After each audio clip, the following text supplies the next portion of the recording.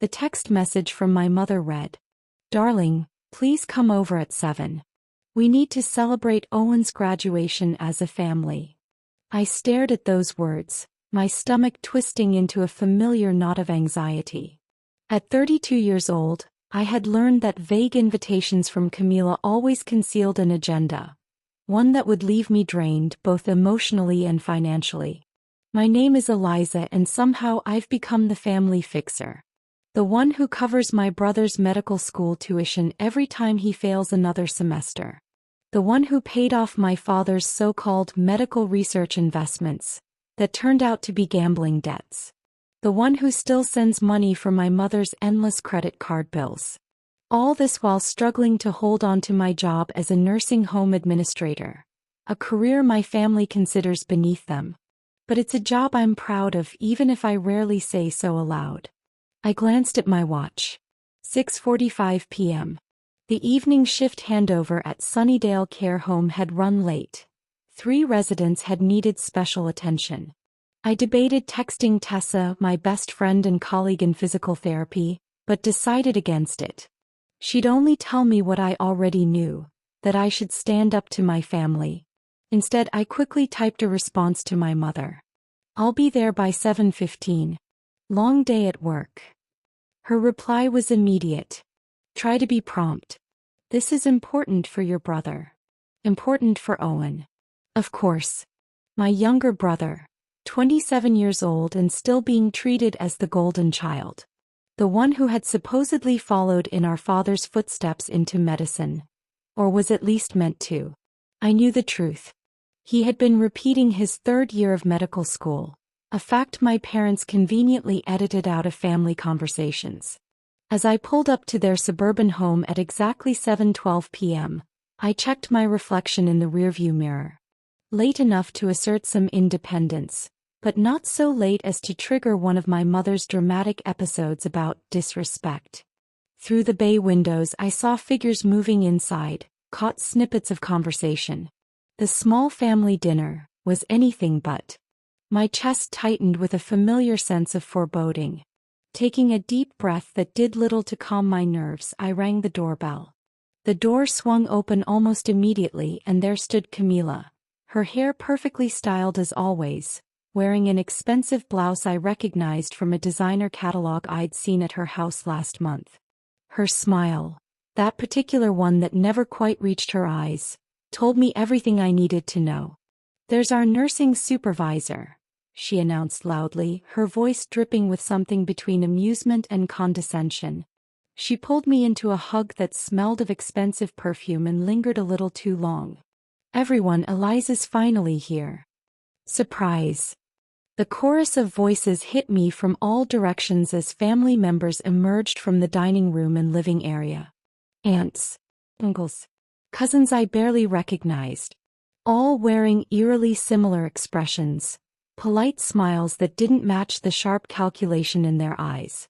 I forced a pleasant expression onto my face, one I had mastered over years of such ambushes. "Oh, wow," I managed. "I thought this was just a small family dinner for Owen." "Nothing is too small when celebrating academic excellence," Camila said smoothly. "Our future doctor deserves the best, and we wanted everyone to share in his success." I caught Owen's eye across the room. He stood awkwardly by the fireplace, a half-empty champagne glass in his hand, looking like he wanted to disappear. The strain in his smile told me everything. He hadn't graduated at all. This was another one of my parents' elaborate fictions. "Congratulations, Owen," I called out, playing along just as I always did. "Victor, get Eliza a drink," Camila commanded. My father appeared with surprising speed for a man of 62, handing me a glass of white wine. "Here you go, princess. Your favorite Pinot Grigio." I had told him at least a dozen times that I preferred red. White wine gave me headaches. But correcting him would only lead to a lecture about how I should have gone to medical school to better understand my own body's reactions. Then I noticed it. A formal-looking document placed conspicuously on the coffee table, its corner peeking out from beneath a medical journal. My stomach dropped. "Come sit," Camila urged, steering me toward the couch with a firm hand on my back. Everyone's here to celebrate Owen's milestone. I scanned the room again, noting the artificial smiles, the expectant gazes. The only genuine face in the crowd belonged to Tessa, who was somehow present despite never being mentioned in any of the invitations. She met my eyes and gave a slight shake of her head. She'd been ambushed too. Camila cleared her throat, her voice taking on that rehearsed quality I knew too well. Before we bring out the cake, we thought we'd start with some presents for our medical graduate, and a little something to discuss as a family. Victor moved forward, smoothly sliding the medical journal aside to reveal the document beneath it. My pulse quickened as I recognized the official letterhead. "What's this?" I asked, struggling to keep my voice even. "Oh, just some paperwork regarding Grandma Harriet's estate and her care facility investments," Camila said, waving a hand dismissively. "Nothing to worry about. We can deal with it after the celebration." But my eyes had already locked onto the title, Nursing Home Ownership Transfer Agreement. I picked it up. The paper felt heavier than it should have. "Actually," I said, meeting Camila's gaze directly, "since it involves Grandma's care facilities, including the one I manage, maybe we should look at this now while everyone's here." Camila's perfect smile faltered just for a second. Her eyes flashed with something between anger and panic. "No, no, darling," she said quickly, her voice rising slightly. "This is Owen's night. Victor, open the champagne for everyone." "Mom," I said firmly, "you know I prefer to understand business matters before celebrations, especially when they involve my workplace." I began opening the folder, watching her carefully. The quick glances she exchanged with my father confirmed my suspicions. "Eliza," she snapped, then quickly softened her tone when heads turned our way. "It's your brother's celebration. Don't you want to enjoy his special moment without bringing work into it?" From across the room, Owen suddenly spoke up, his voice uncharacteristically unsteady. "Maybe we should just—" "Owen," Camila cut him off sharply, her tone leaving no room for discussion. The look of defeat that crossed my brother's face sent a wave of protective anger through me. I stood up, document in hand. "What exactly am I looking at here?" I asked, my voice steady despite the storm brewing inside me. The room fell into an uncomfortable silence, the kind that sucks all the oxygen out of the air. Camila and Victor exchanged another look, their minds scrambling for a new approach. "It's just a formality, really," Victor said smoothly. "Something the lawyers need for proper management of the care facilities. Nothing that can't wait until after the celebration." "Then why bring it to what's supposed to be Owen's graduation party?" I pressed. "Why not discuss it at a proper meeting?" Camila laughed, a high brittle sound that set my teeth on edge. "Why are you being so suspicious, darling? Can't we just celebrate your brother's achievement?" I looked around at the expectant faces. People who had never supported my career. People who only called when they needed money or favors. Tessa, in the corner, gave me another warning shake of her head. I exhaled slowly. "Of course we can celebrate Owen," I said, setting the document down but keeping my hand firmly on it. "But first, let's talk about why we're really here tonight." The silence that followed was deafening. I could hear the ice shifting in people's glasses.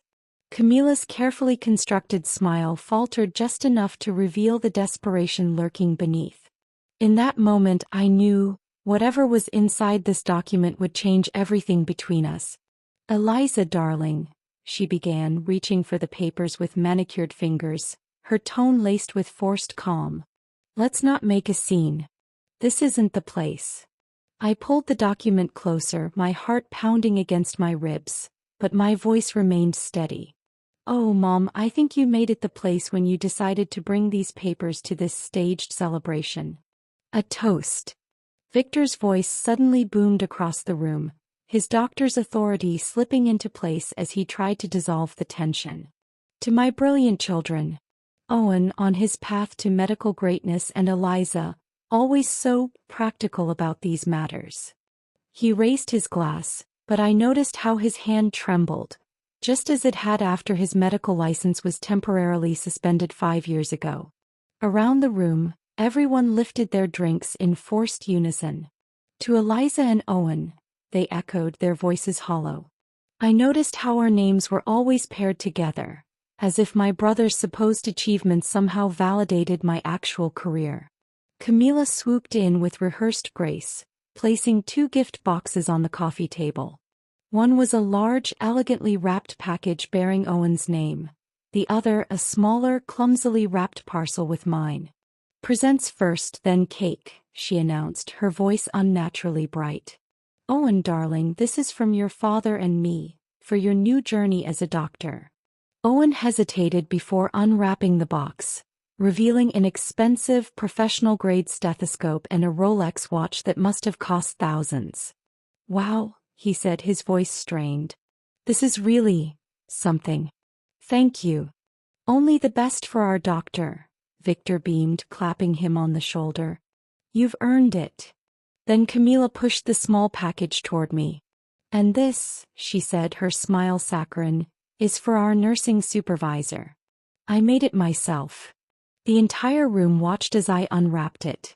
Inside was a cheap nurse's kit, a plastic thermometer, a roll of gauze, and what appeared to be a second-hand nurse's cap, the kind that hadn't been used in decades. The condescension was thick enough to choke on. "Since you didn't become a real doctor," Camila added with a laugh, prompting a few scattered chuckles from relatives, "I thought you might appreciate something to celebrate your choice." That word, choice. As if my decision was a failure rather than a path I had fought for. "Let's get back to the agreement," I said, setting the insulting gift aside and opening the folder. Owen shifted uncomfortably. "Sis, maybe we should." "Actually, let's read it aloud," Tessa interrupted, her voice sharp. "Since it's just a formality about Harriet's care facilities, right?" Camila shot her a glare cold enough to freeze hell itself. I scanned the document, my experience as a nursing administrator making it easy to grasp its implications. My stomach clenched. "This is asking me to transfer management control of Sunnydale Care Home to you and Dad." I looked up, genuinely stunned. "The facility I've been successfully running for 3 years? "It's not like that," Victor interjected, slipping back into his authoritative tone. "Your grandmother left specific instructions about proper medical oversight of her care facilities." "Medical oversight," I repeated, my voice laced with disbelief. "So this is about my lack of a medical degree? Is that why we're pretending Owen graduated tonight?" The room fell silent. Aunt Margaret became intensely interested in her wine glass. Uncle Pete checked his phone. The cousins avoided eye contact. "We're family," Camila cooed, adopting that guilt-inducing tone she had perfected over decades. "And family looks out for each other. Your father has the medical expertise these facilities need, and you know that. Like the medical expertise he used when he lost his license for negligence?" The words left my mouth before I could stop them. Victor's face paled. "Or the way you looked out for me by taking the money I lent for Owen's tuition when he failed his classes. Or the checks I sent for Dad's research. The ones that went straight to his gambling debts." The room grew so quiet even the ice in the glasses seemed to stop clinking. "That's different," Camila snapped, her mask of civility cracking. "We paid for your nursing school when you couldn't get into medical school," she added, as if that made her actions justifiable. "I never wanted to go to medical school," I corrected, my voice calm despite the storm brewing inside me. "And now you want to take Grandma Harriet's care homes, the places I have worked night and day to improve, just because she entrusted them to me?" Owen stepped forward, looking miserable. "Eliza, please," he said softly. "Just sign it. They won't stop until you do. They've been planning this for weeks." "Is that why you're here, Owen? To convince me?" He didn't answer, couldn't meet my eyes. "They said it would sound better coming from me," he admitted. "Of course they did." I stood up, still clutching the document. "How long has this been in the works?" How long have you been planning this fake graduation party as a cover? Nobody's manipulating anyone, Victor protested, but his voice lacked conviction. We're celebrating Owen's academic progress. He hasn't graduated, I said, finally speaking the truth out loud. He's failed his third year. Twice. Owen flinched as if I'd struck him. And my birthday isn't until next month, so this isn't for me either, is it? Camilla's composure snapped. Just sign the damn papers, Eliza, she hissed. Stop being so difficult. A nursing supervisor has no business running medical facilities. I laughed. A short, bitter sound. Difficult? Is that what you call refusing to hand over what Grandma Harriet entrusted to me? You ungrateful little... Camilla caught herself glancing around at the watching relatives. She inhaled sharply, then forced a smile. Darling, you're making everyone uncomfortable. Good, I shot back. Did all of you know about this? Were you all brought here to pressure me? The shifting bodies and averted gazes were answer enough. Tessa stood abruptly, her expression fierce. I certainly didn't know, and this is absolutely revolting. Stay out of this, Camilla hissed. This is family business. Family. I scoffed, years of suppressed anger finally spilling over. Is that what you call this? A group of enablers who've stood by while you've exploited me for years. Victor stepped forward, his voice trying to regain its authority. Eliza, your mother and I have discussed this thoroughly. It's for the best. You don't have the medical expertise. The best for whom, Dad? I shot back. Your gambling buddies? Or your ego, since you can't legally practice anymore?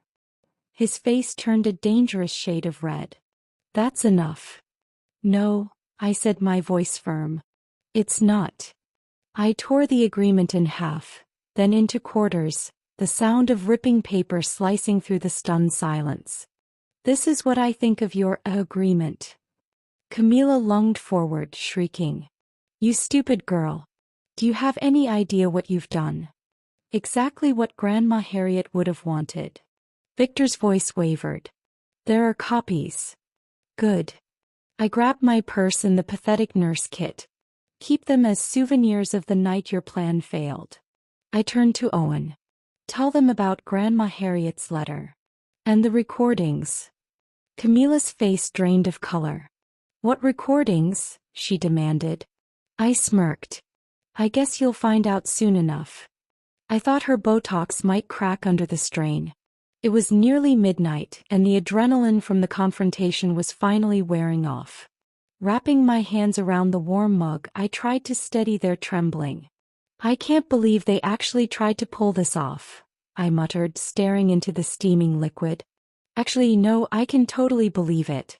They've been undermining my career ever since I chose nursing over medical school. This was just their most elaborate attempt yet. Tessa raised an eyebrow. So, what's in these mysterious recordings that had your mom looking like she swallowed her pearls whole? I pulled out my phone and opened a file. Grandma Harriet sent me these letters and recordings through her lawyer 2 days before she passed away.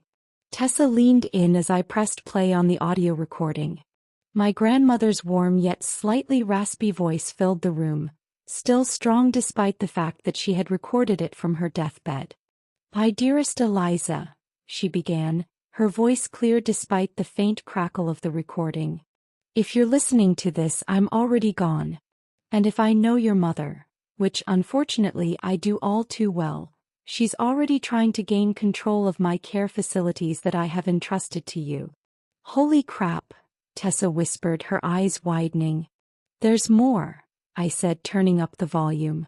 The sound of papers rustling came through the speaker before Grandma Harriet continued, her voice carrying an unusual edge of anger. I've watched how they have treated you over the years, belittling your career choices, draining you financially, dismissing your accomplishments. Camilla did the same to me after I chose nursing instead of teaching like she wanted. Always demanding, never appreciating. That's why I made certain legal arrangements. The recording went on as my grandmother meticulously detailed her plans. She had secretly purchased controlling shares in Sunnydale Care Home and 2 other facilities in our network. She structured ownership in a way that bypassed my parents entirely, ensuring my position as administrator was legally protected. Tessa's mouth fell open as she absorbed the information. "Your grandmother was a genius," she said when the recording ended. "A strategic mastermind. She knew exactly what they'd try to do and planned for it years in advance." I took a sip of tea, letting the warmth settle in my chest. Now I need to figure out my next move. They won't take this lightly. My phone buzzed loudly against the counter. Another text from Camila. "We need to discuss what happened tonight. Your father is extremely upset. Call me immediately." "Don't you dare," Tessa warned, watching me stare at the message. "You know it's just another manipulation tactic." "Oh, I'm not calling her," I said, typing my response. "From now on, all communication goes through Diane." "Diane? The family lawyer?" Tessa asked. "Grandma Harriet's lawyer," I corrected. "And apparently my new strongest ally. We're meeting tomorrow morning at the care facility to go over everything." Tessa studied me, a curious expression on her face. "You seem different tonight." Shouldn't. Stronger." I stared into my tea. "I'm exhausted, Tessa. Not just physically but emotionally. I'm tired of being their punching bag. Tired of them treating my career as a disappointment." I exhaled. "Did you know Dad asked me to co-sign a loan last month? He called it vital medical research equipment. Please tell me you didn't." "I almost did, until I found out it was actually for a medical conference in Vegas. At a casino resort." I shook my head at the memory. The conference lasted only 2 hours a day. The casino, however, was open 24/7. My phone buzzed again. "Owen. They're completely losing it. Mom's talking about challenging Grandma's will. Dad's threatening to call hospital administrators." "What recordings were you talking about?" Tessa peered at my screen. "Your brother's reaching out? That's new." "He's probably just doing their dirty work again," I said, quickly typing back a response. "Tell Mom to save her energy. He might need it." Tessa smirked. "Nicely cryptic. I like it." A new message popped up, this time from an unknown number. "This is Diane. Can we move our meeting to 7:30 a.m.? Things are escalating faster than expected." I showed the message to Tessa. "Even Diane knows they're about to pull something drastic." "What do you think they'll do?" she asked, concern knitting her brow. "Knowing my mother? Everything and anything," I replied, confirming the earlier meeting time. "She once faked chest pains to get me to pay for a spa retreat. Called me from the emergency room and everything." "No way." "Yes way," I nodded. Turned out she was calling from the Beverly Hills Hotel Day Spa. When I confronted her, she claimed the stress of not affording treatments was giving her actual palpitations. Tessa shook her head in disbelief. "And you're sure about taking this stand? Once you start down this path, there's no going back." I played the recording one more time, focusing on Grandma Harriet's final words. "Remember, darling, sometimes the kindest thing you can do for someone is to stop enabling them. You're stronger than you know. Make them see that." "I'm sure," I said, closing the file. For once in my life, I'm absolutely certain about what I need to do.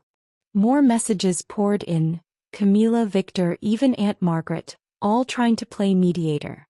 I silenced them with a single tap. "You can stay here tonight," Tessa offered. "You shouldn't be alone after all this."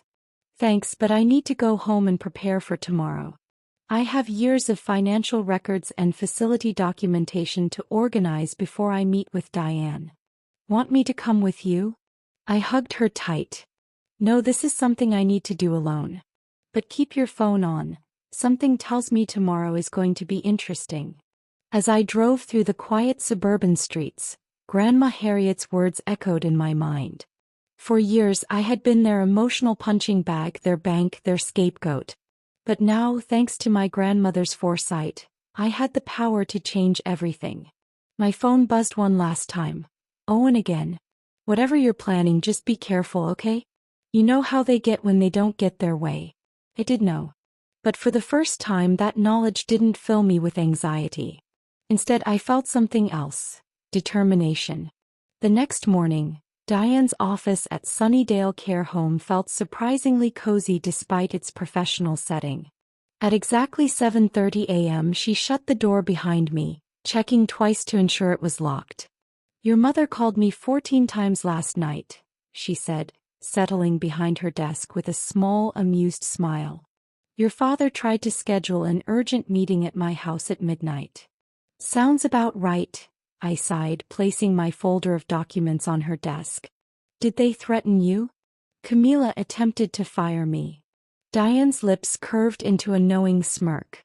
"She seems to have forgotten. I was your grandmother's lawyer, not hers." Classic Camila. I leaned forward. "So what's our next move?" Diane pulled out a thick file folder, its edges neat but well-worn. "Your grandmother was incredibly meticulous in her planning. She anticipated exactly what your parents would try to do. The recordings and letters were just the beginning, weren't they? Harriet recorded those as insurance," Diane continued. "But the real protection lies in the terms of her legal arrangements for the care facilities." She opened the file. "Have you listened to all the recordings yet?" "Not yet," I admitted. "I only played the first few minutes with Tessa. Listen to this one now." "All of it."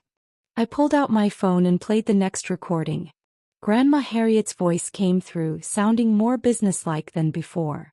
"Eliza, my dear, here's what I've done," she began.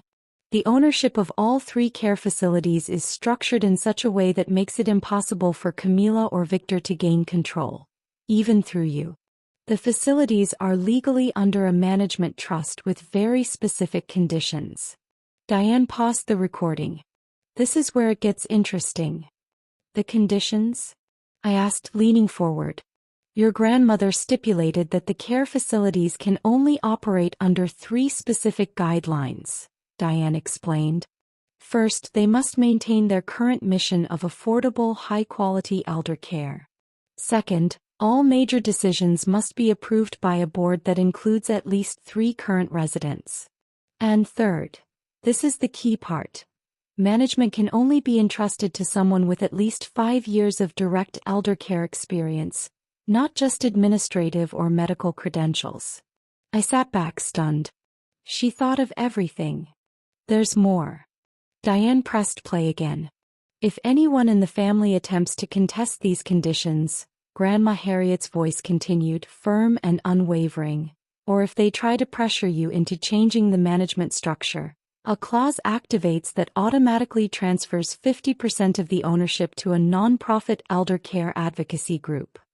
"Oh my God," I whispered. "Your grandmother was extremely thorough," Diane said, stopping the recording. "She also left me specific instructions about handling your family's inevitable reaction, which she predicted would be, in her words, nuclear, when they discover they can't use their medical credentials to take over. That's precisely why we need to plan this carefully," I said. Diane pulled out another document. "I've prepared a formal letter outlining all these terms. We'll send it to them today." "They'll try to fight it," I warned. "They can try," Diane's expression hardened. "But the more they fight, the more ownership goes to the nonprofit. It's legally ironclad." My phone buzzed. "Camila," again. I showed the screen to Diane. "Perfect timing," she said with a knowing smile. "Let's give them a preview of what they're facing." I answered on speaker. "Hello. Don't you hello me." Camila's sharp voice filled the room, echoing off Diane's office walls. "We need to talk about your disgraceful behavior last night." "I'm with Diane right now," I replied calmly. A brief pause. "Put her on the phone." "You're on speaker," Diane said, her professional tone unwavering. "Diane, what nonsense have you been filling my daughter's head with?" Camila demanded, her voice brittle with barely controlled anger. "I demand to see Harriet's full will and care facility arrangements immediately."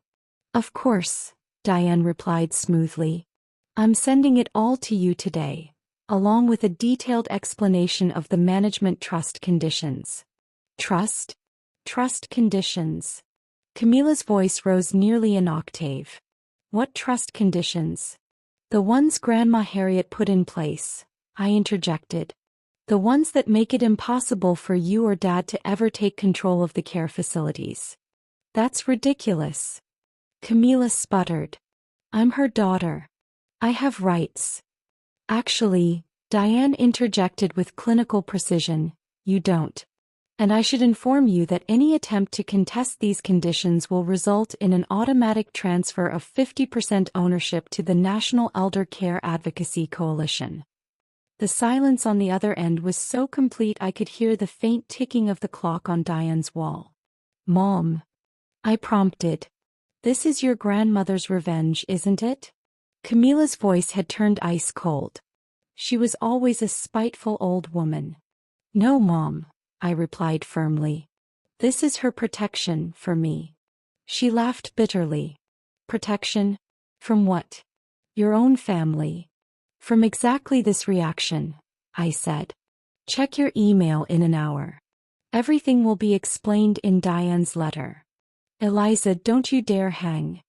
I ended the call. Well said. Diane nodded approvingly. That went about as expected. What happens now? Now we wait for them to receive the letter. He handed me a USB drive.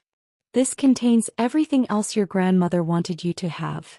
The care facility records, personal messages, evidence of their past manipulations. Evidence. Harriet kept detailed records of every time they took advantage of you. Every loan, every guilt trip, every scheme to control your career choices.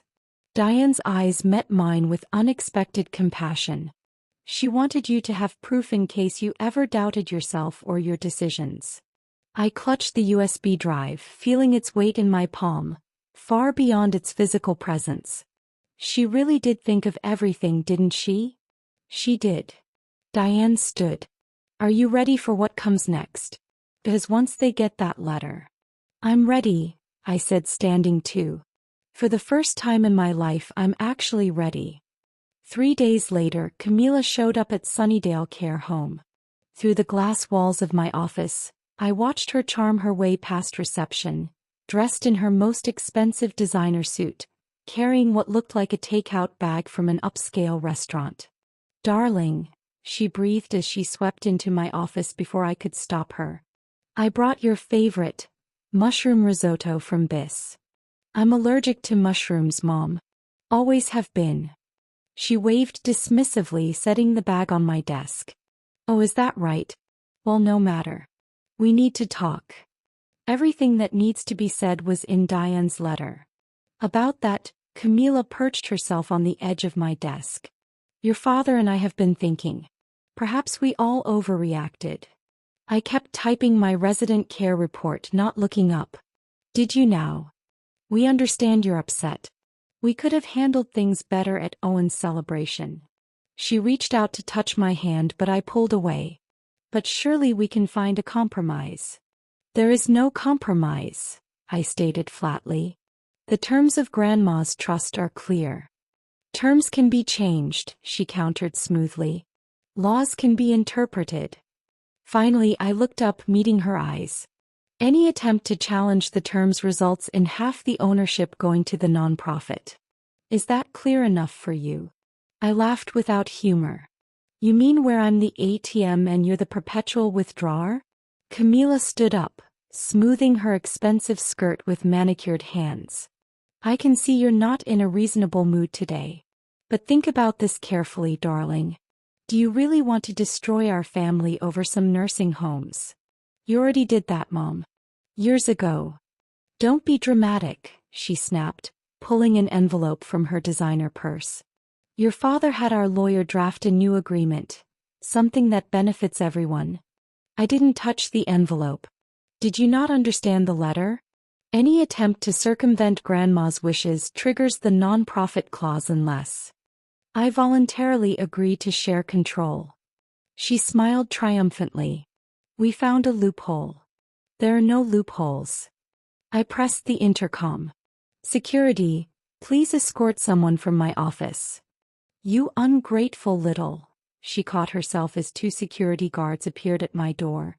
Eliza, think about what you're doing. I have. For years.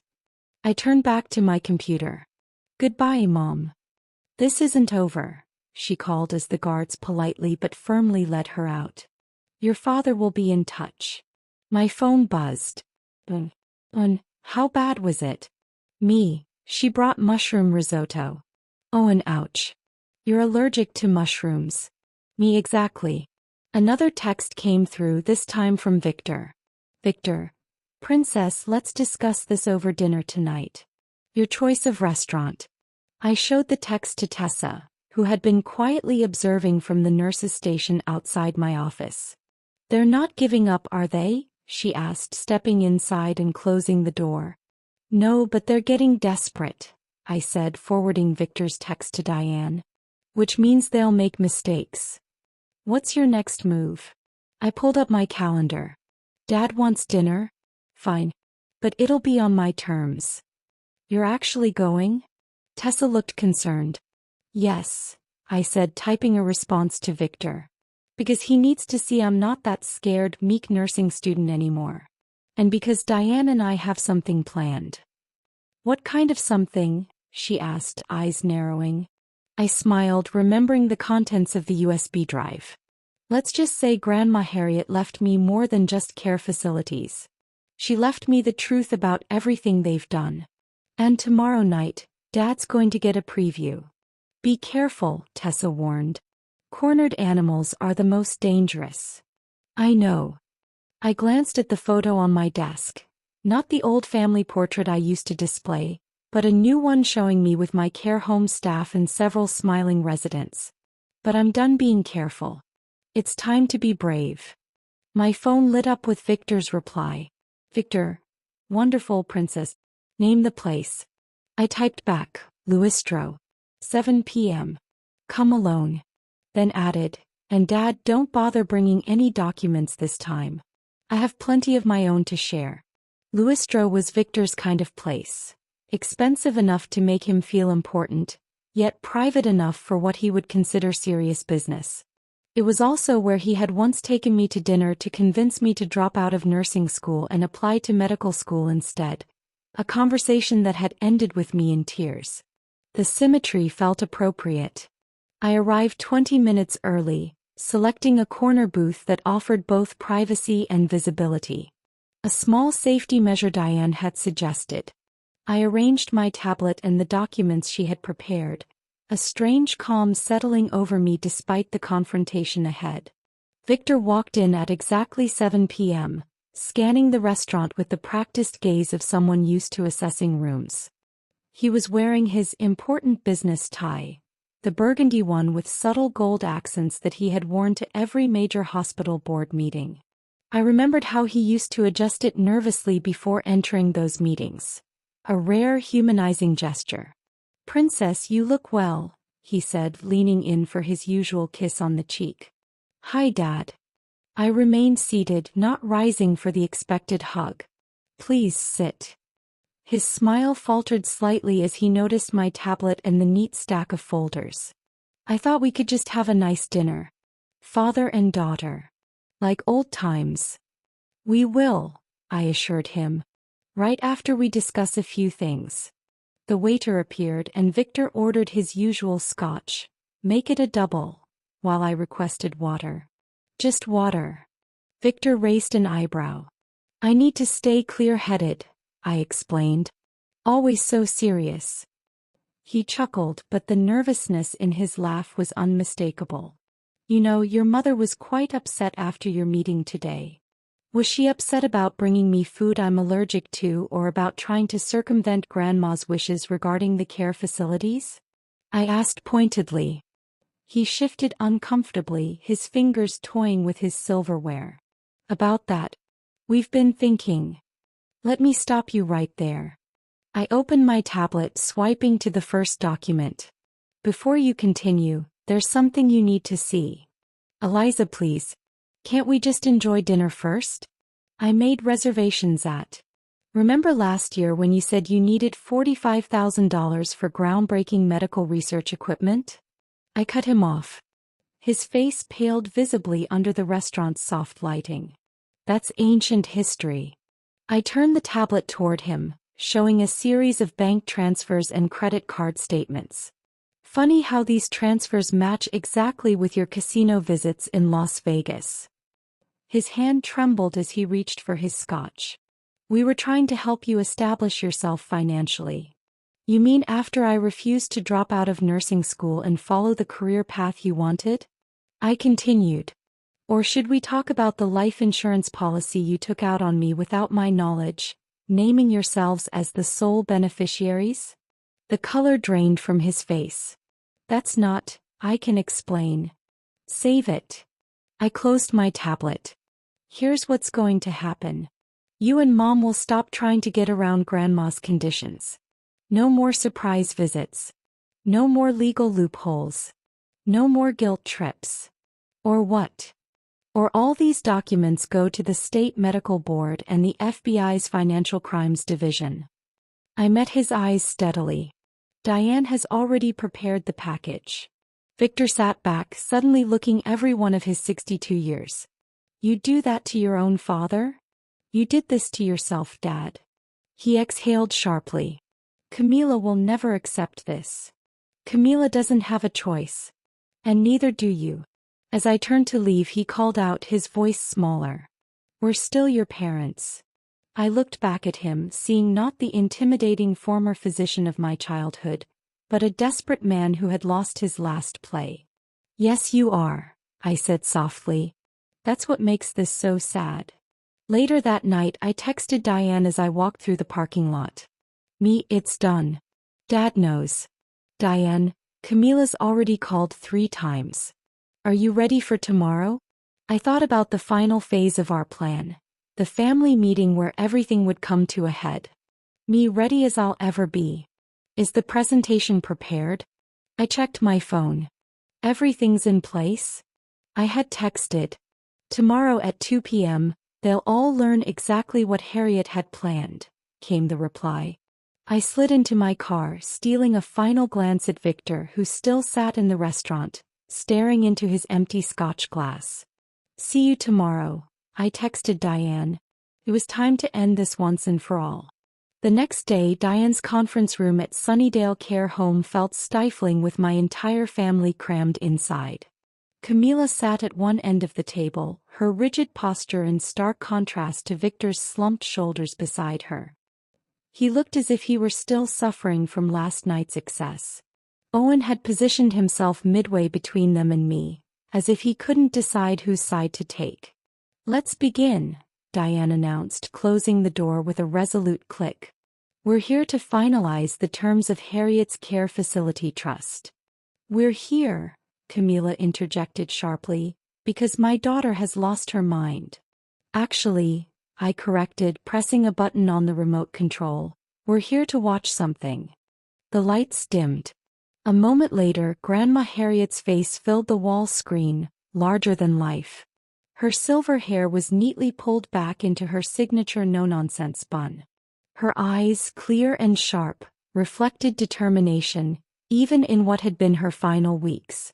If you're watching this, she began, it means my family has done exactly what I expected them to do. Camila shot up from her chair. I don't have to listen to this nonsense.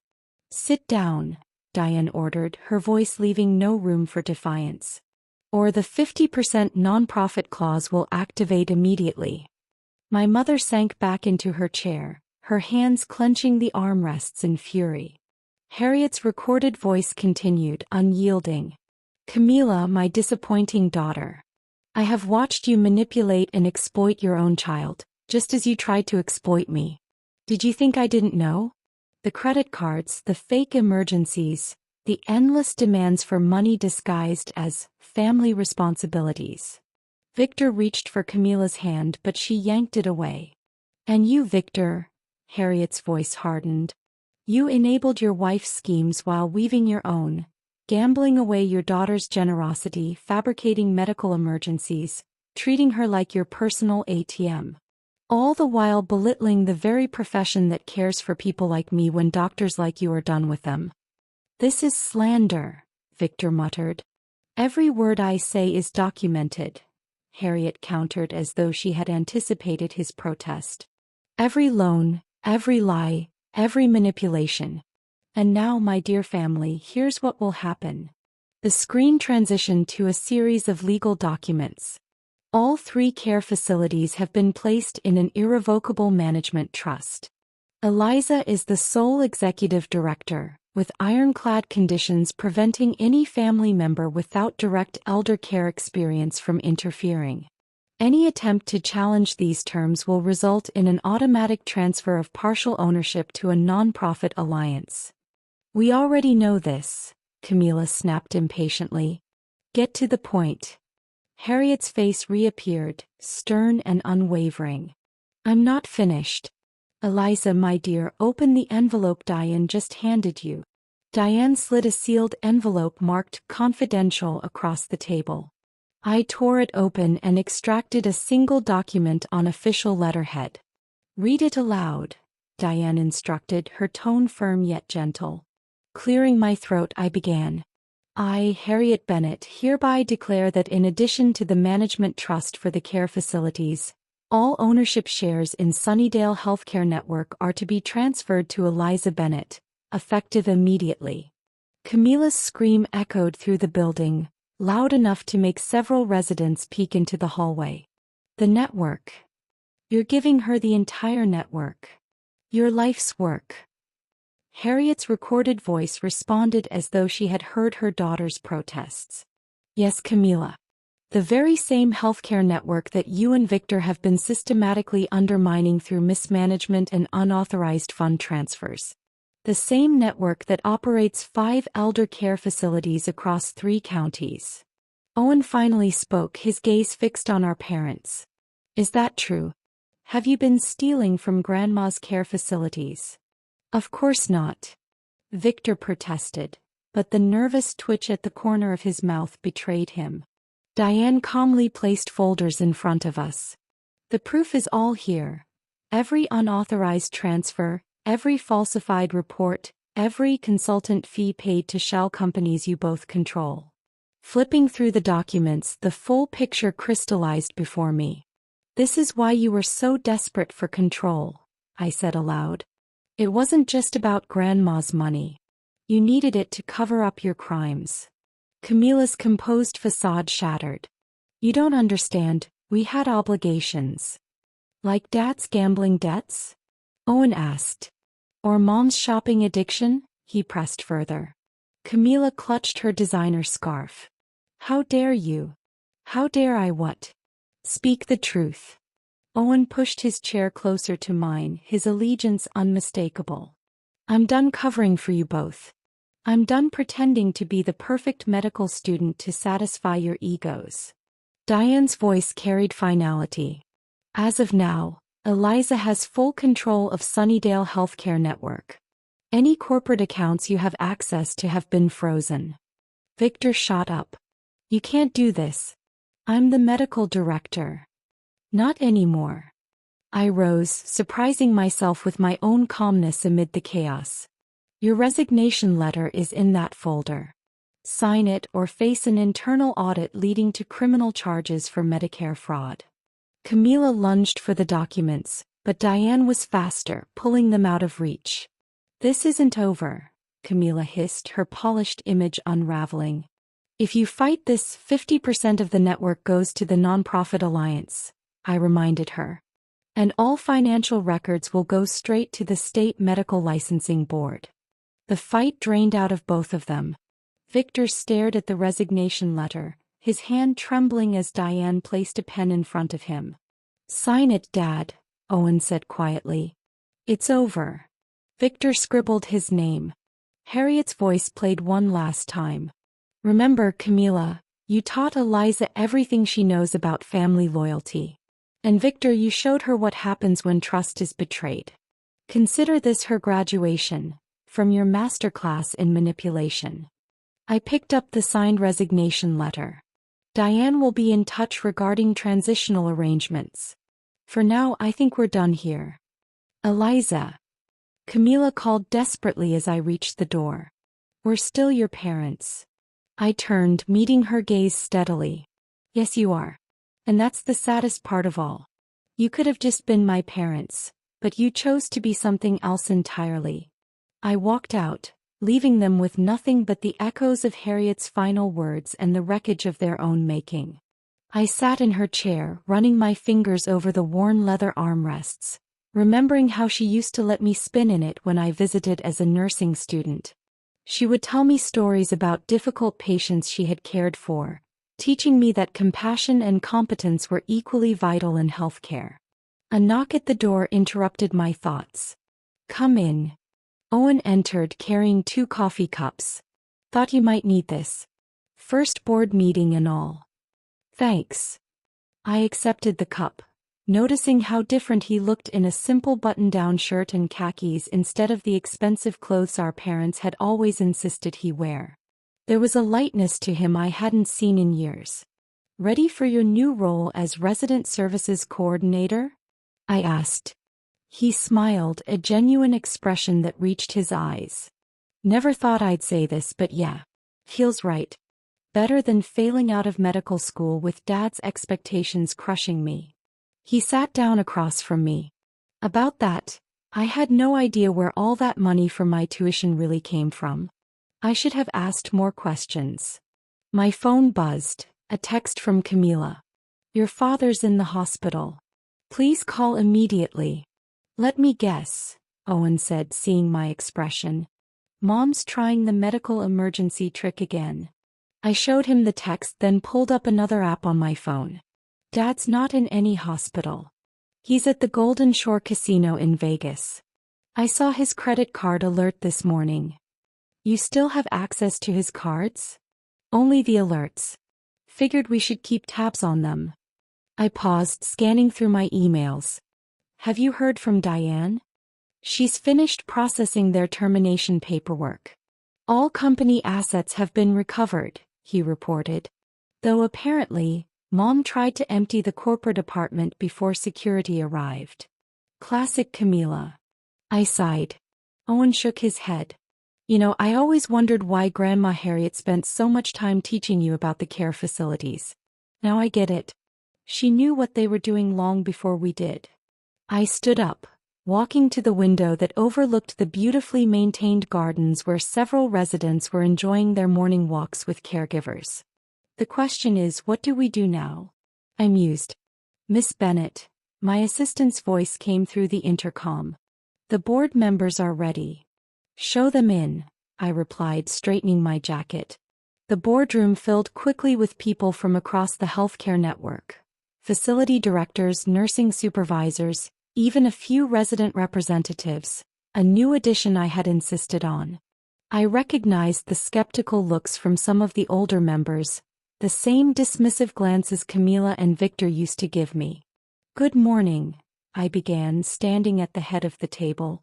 I know many of you worked with my father and grandmother. Today we're going to discuss some changes. I clicked through my presentation, outlining the new direction for Sunnydale Healthcare. Improved staff-to-resident ratios, continuing education programs for care workers, family involvement initiatives. With each slide I could see the skepticism turning to interest. And finally, I concluded, we're establishing the Harriet Bennett Foundation for Elder Care Excellence. 20% of our annual budget will fund programs aimed at improving quality of life for seniors and working conditions for caregivers. The room erupted in discussion. Owen caught my eye and nodded approvingly.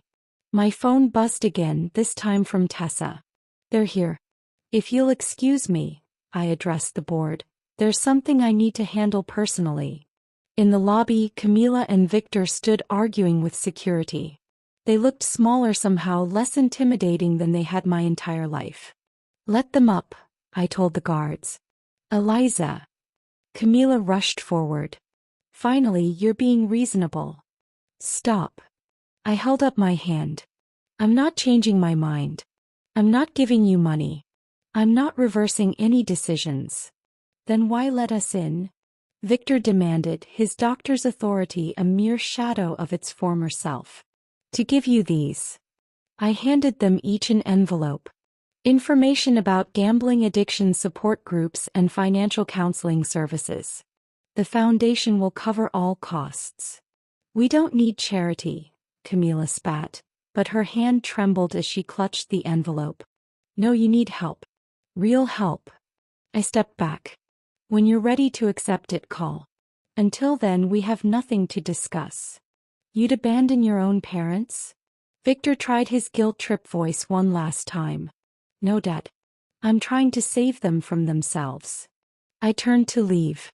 The choice is yours. Back in my office, Owen waited with Tessa, who had slipped in during the confrontation in the lobby. How'd it go? Tessa asked, perching on the edge of my desk. About as expected, I replied, feeling strangely light despite the emotional weight of the encounter. I picked up a framed photo from my desk. Not the old family portrait that had sat there for years, but a new one of me with Tessa and Owen, taken at Sunnydale's community garden during last month's resident picnic. 3 people surrounded by elderly residents with genuine smiles, not a forced grimace among them. For the first time, I admitted, I feel like I did the right thing. Not just for me but for everyone we care for here. Grandma Harriet would be proud, Owen said, his voice steady with newfound confidence. Speaking of which, he opened my desk drawer and pulled out 3 crystal champagne flutes wrapped in tissue paper. Where did you find those? Asked surprised. Grandma gave them to me last year, he explained. She said to keep them safe and bring them out when Eliza finally stands up for herself. She left this bottle for today specifically. He revealed an expensive bottle of champagne with a handwritten note still attached. For the day you both find your way. As we toasted, I looked around at my chosen family. My brother who had finally found his authentic path. My best friend who had stood by me through everything. And the legacy of a grandmother who understood that sometimes, the strongest love means saying no to those who would diminish you. To freedom, Tessa proposed, raising her glass. To new beginnings, Owen added, his eyes clear and present in a way they hadn't been for years. And to finally writing our own stories, I finished, clinking my glass against theirs. Through the window, I watched Camila and Victor walk slowly toward their car, envelopes still clutched in their hands. Maybe someday they'd understand the true meaning of family. Maybe they'd get the help they needed. Maybe they wouldn't. But for the first time in my life, their choices were no longer my burden to bear. The afternoon sun caught the etching on Grandma Harriet's old nursing pin that I now wore proudly on my lapel. Care with dignity. Words to live by, for my residents and for myself.